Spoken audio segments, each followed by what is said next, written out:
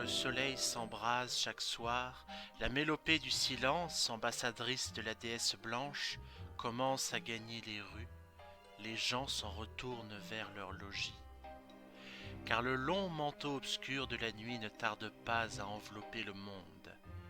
À la lumière des lampadaires, en fer des lépidoptères, le pelage d'une forme particulière s'ébouriffait pour redevenir doux et soyeux dans les ténèbres. Deux yeux d'une couleur pâle fixaient droit devant eux. Quatre pattes noires marchaient en silence sur le pavage ancien de la ville. Sans jamais s'arrêter, la bête patrouillait partout, sans omettre la moindre ruelle ni perdre de vue la moindre fenêtre. Parfois, on entendait les chats et les chiens hurler et grogner sans raison vers la porte ou la fenêtre. Peut-être l'ont-ils senti. Malheur aux braves compagnons des humains qui oseraient l'affronter.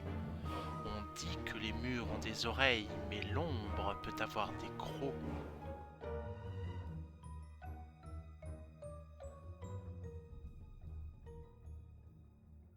Cet être fantastique, que l'on nomme Orcélogue ou Félanin d'ombre, est selon les rares témoignages recensés un mélange absurde de parties de chiens et de chats agencés selon une logique démoniaque. Sa puissance dépend de la quantité de sang qu'il boit durant ses rondes. Même s'il ne néglige guère l'hémoglobine d'autres animaux rencontrés au gré de son parcours, il affectionne tout particulièrement celui des humains. Mais pas n'importe lesquels. Celui de ceux qui profitent de la nuit pour se rendre auprès d'un amour illégitime ou pour rentrer après ses plaisirs coupables. Cependant, il n'osait jamais approcher de la cathédrale. Le parvis et les rues qu'il abordait étaient toujours épargnés. Certains disaient que c'était à cause de l'influence divine de l'édifice, d'autres à cause de la course effrénée des chevaux diaboliques autour d'elle. Mais nous savons bien qu'il en est autrement, n'est-ce pas? Une nuit, une femme quitta le logis de ses parents et marcha à la faveur de la lune le long des berges jusqu'au pont des amoureux où son amant l'attendait. Préoccupés par leurs étreintes interdites, ils ne virent pas Orcélogue approcher. Sans autre bruit que les déchirures des vêtements par de grandes griffes, le jeune homme fut happé par la créature. La jeune fille fut horrifiée de voir cet animal difforme dévorer son partenaire.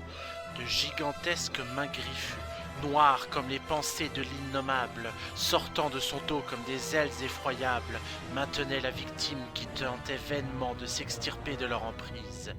De grandes giclées de sang maculèrent les cadenas attachés aux barreaux du pont.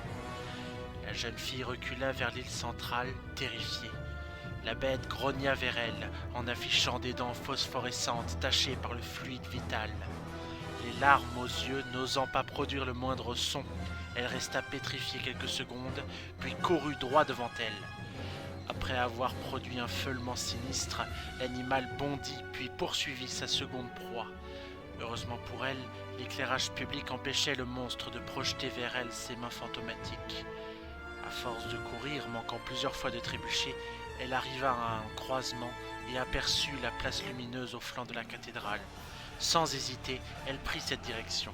Ce qui la poursuivait manqua de se cogner au mur, emporté par son élan, mais se rattrapa avec agilité pour reprendre la chasse de plus belle.